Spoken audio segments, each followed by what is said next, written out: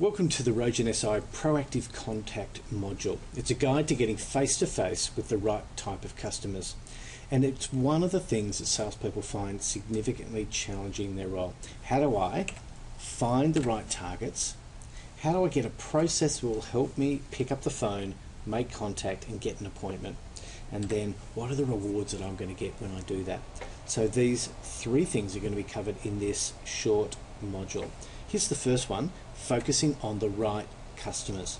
There are two things we know that make a customer absolutely end up in the right place for you in your business. The first thing is how attractive that customer is. So the way we do that is to get you thinking about what are your best customers like. But it's not just attractiveness that we're looking for.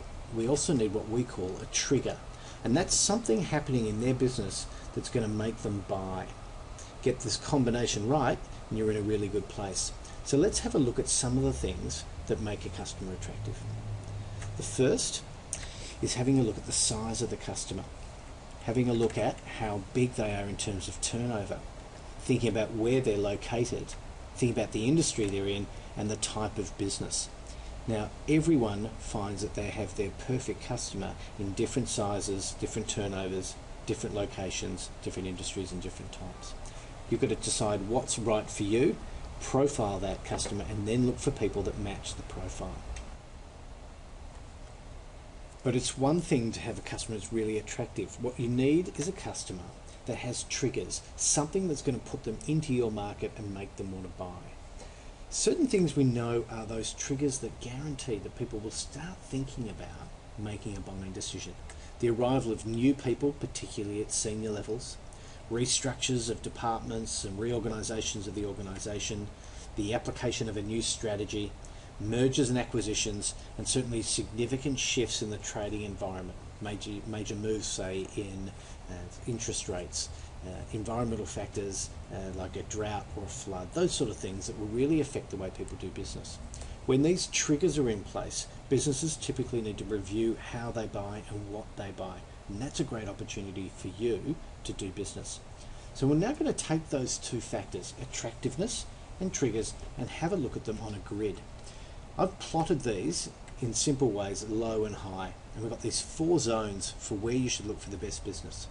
The first place we call the graveyard. That's not very attractive customers who have no real triggers and don't really need to buy. We'd advise you to stay away from the graveyard. It's a scary place to do business. The second area to be aware of is those customers who aren't attractive but have lots of triggers. So that makes them kind of needy but still not very attractive. We call this the quicksand. And if you think the graveyard is a scary place to do business, imagine getting into the quicksand. Once you step in, it's very hard to get out. So let's now focus above the line with those customers that are attractive, and they of course fall into two categories. The first are those who have low triggers. They're perfect customers if only they had a reason to buy. You've got to think ahead, you've got to plan for long-term success with this type of customer. They may not be a great customer today, but sometime in the future they certainly will be. So you should start your sales approach now. And then of course there's our fourth zone, those people with high triggers, so lots of reasons to buy, and are also really attractive. We call this the pleasure zone. And this is a place where really business starts to happen. Attractive customers who have lots of reasons to buy. As a salesperson, that's certainly where I want to spend all my time. If I was going to commit time to proactive calling, there's two places I would focus my attention. The first would be looking for people that are really attractive and have high triggers and focusing on the pleasure zone.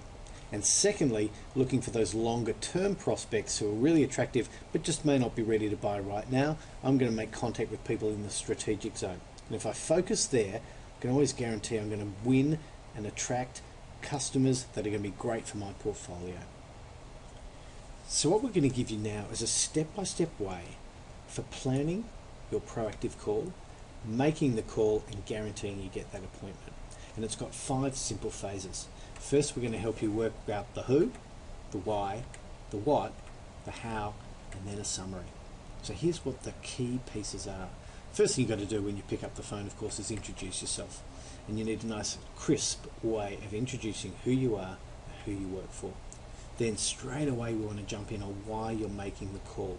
We use this simple phrase, the reason for the call.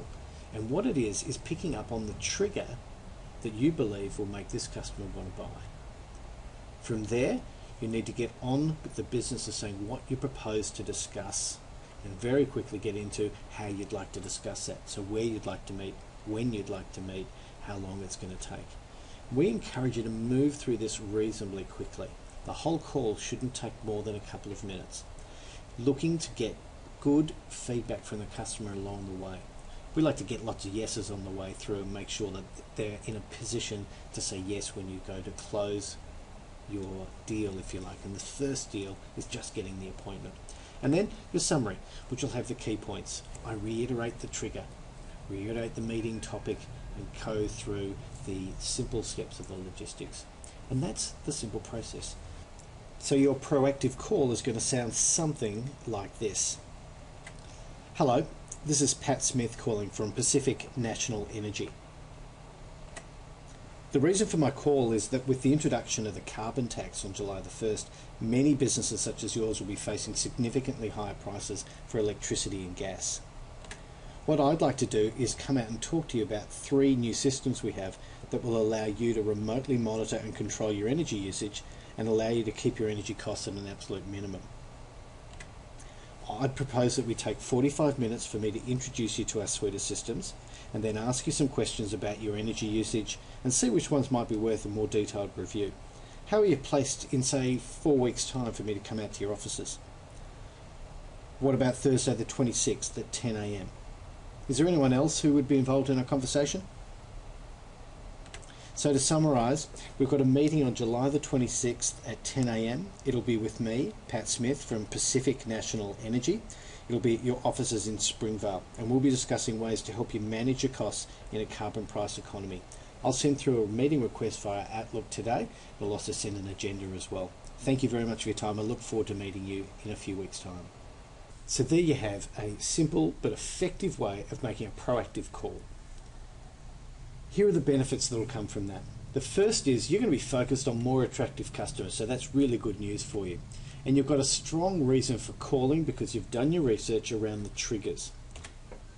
And you've now got a repeatable process for making those calls that will really lift your confidence. So how does it pay off? Well, more attractive customers generate larger, higher quality sales opportunities. Having a strong trigger, having a good reason for calling, gives you a higher strike rate or conversion rate. And the more opportunities that you have that you get in front of a customer, the more opportunities you'll put into your pipeline. So that's the process. Also look out for our proactive calling video, which is called Tips from the Professionals. It's 10 things that people do a lot of proactive calling do that lifts their strike rate, increases their confidence. So here are the 3 points again. Firstly, we're focused by thinking about the right targets. And the way we do that is thinking about attractiveness and triggers. We've got the simple step-by-step process for making a proactive call and locking in that appointment. And we know what the benefits are, so I hope you can also reap the rewards. You can find more information on our website.